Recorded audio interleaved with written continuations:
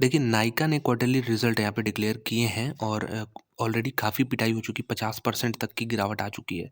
तो इकलौती ऐसी कंपनी थी अपने ग्रुप में, हालाँकि डायरेक्ट कोई कंपैरिज़न है नहीं, लेकिन जितने भी अगर हम ये प्लेटफ़ॉर्म बिज़नेस चलाते हैं, ऐप्स जो होते हैं, उसमें अगर हम देखें तो इकलौती कंपनी थी जो कि यहाँ पे थोड़ी बहुत प्रॉफ़िटेबल थी। कहीं न कहीं से प्रॉफ़िट शो कर देती थी कंपनी। इसकी वजह से जो पी रेशियो बनता था, पी रेशियो डेफ़िनिटली बनता था और वो बहुत बड़ा फ़िगर बनता था। अब देखते हैं क्वार्टर 2 में कंपनी कैसा परफ़ॉर्म कर रही है। कंसोलिडेटेड नंबर देखेंगे, सारे फ़िगर मिलियन में है।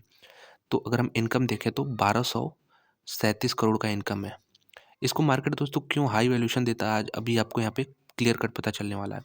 पिछले क्वार्टर में थे 1156 करोड़, 1156 करोड़ पिछले क्वार्टर में।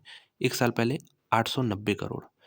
1 साल से कंपैरिज़न यहाँ करिए ज़रा, यहाँ पे आपको दिख रहा होगा कि लगभग 300 साढ़े 300 करोड़ का यहाँ पे जंप देखने को मिल रहा है 1 साल में, टॉप लाइन में।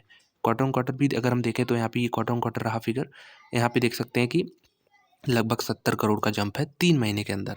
तो रेवेन्यू बहुत तेज़ी से ग्रो कर रहा है, एक ग्रोथ कंपनी है ये डेफ़िनेटली।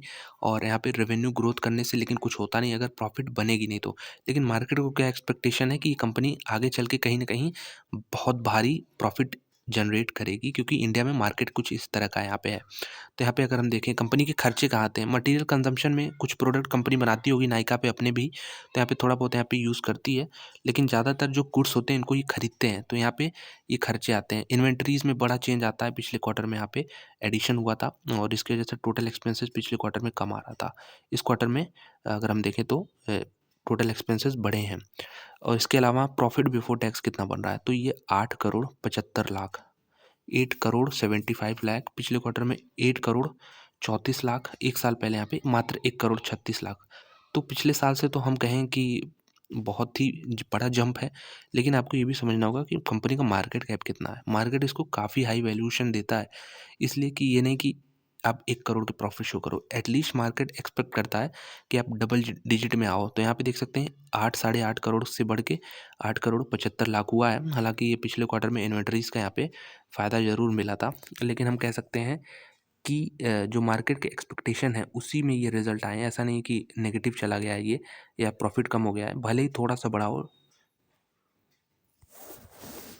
अगर देखें कंपनी कितना ईपीएस जनरेट कर रही है, तो यहाँ पे देखिए 10 पैसा, यहाँ पे 10 पैसा, पिछले साल 3 पैसा।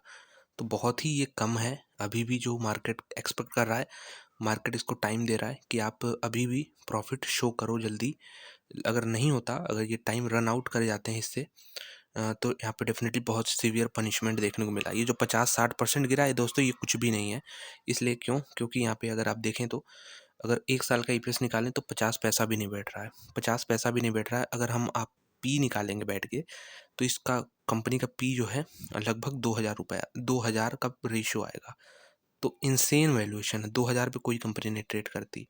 इसलिए मार्केट इसको अभी भी टाइम दे रहा है कि आप प्रॉफिट जो है, ये जो 10 पैसा आ रहा है इसको 1 रुपया करो कम से कम। यहाँ पे हर क्वार्टर में देखना होगा, कंपनी टॉप लाइन तो बढ़ा पा रही है लेकिन बॉटम लाइन यहाँ पे बढ़ा नहीं पा रही है बहुत तेज़ी से। तो ये देखना होगा कि मार्केट कब तक इसको टाइम देता है, क्योंकि 2000 के वैल्यूएशन पे शायद ही कोई कंपनी यहाँ पे ट्रेड करे।